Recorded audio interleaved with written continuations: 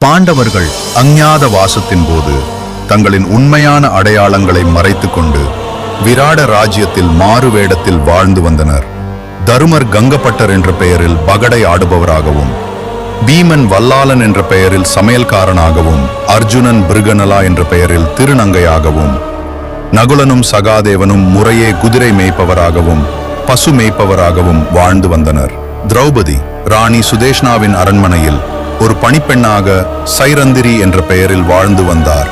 அந்த சமயத்தில் ஒரு நாள் மன்னர் விராடனின் மைத்துனனும் படைத்தளபதியுமான கீசகனின் பார்வையில் பட்டாள் திரௌபதி. பார்த்த மாத்திரத்தில் அவளுடைய வசீகரத்தால் மயங்கி வெறிகொண்டான். மீண்டும் மீண்டும் ஆசை வார்த்தைகளை பேசி அவளை அணுகினான். ஆனால் கண்ணியமான திரௌபதி ஒவ்வொரு முறையும் அவனை கண்டித்தாள்.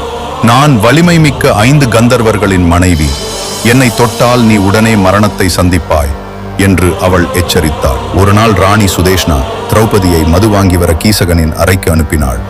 குடிபோதையில் இருந்த கீசகன் ஆசை வார்த்தைகளை கூறி அவளை வலுக்கட்டாயமாக அடைய முயற்சித்தான். திரௌபதி கூச்சலிட்டு கீசகனை தள்ளிவிட்டு மன்னனின் அரசவையை நோக்கி ஓடினாள். துரத்தி சென்ற கீசகன் அவையில் அனைவர் முன்னிலையிலும் திரௌபதியை எட்டி உதைத்தான்.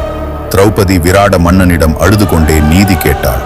ஆனால் கீசகனை எதிர்க்க விராடனுக்கு துணிவில்லை. இதை பார்த்த சமையல்காரனாக இருந்த பீமனுக்கு கண்கள் சிவந்தது. ஆனால் தர்மரின் கண்ணசைவால் அமைதியானான். கங்கப்பட்டராக இருந்த தருமர், சைரந்திரி, கவலைப்படாதே, நீ உடனே உனது அறைக்கு திரும்பு, உனது கந்தர்வ கணவர்கள் அவனை பார்த்து கொள்வார்கள் என்று கூறினார். உடைந்து போன திரௌபதி இரவு வரை காத்திருந்தாள்.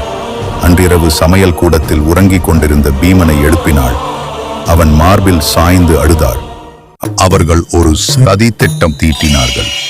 திரௌபதி கீசகனை சந்தித்து தான் உடன்படுவதாக கூறினாள். ஆனால் இங்கு வேண்டாம், நடன் மண்டபத்திற்கு வாருங்கள் என்று கூறி சென்றாள். இதற்காகவே காத்திருந்த கீசகன் பெரும் மகிழ்ச்சி அடைந்தான். வேக வேகமாக நடன மண்டபம் சென்றான்.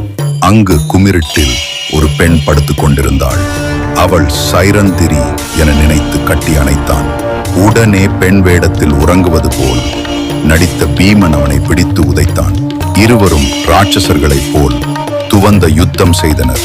முடிவில் பீமன் கீசகனின் கை கால்களை பிடுங்கி அவன் உடலை ஒரு மாமிச மலை போல் மண்டபத்தில் குவித்தான்.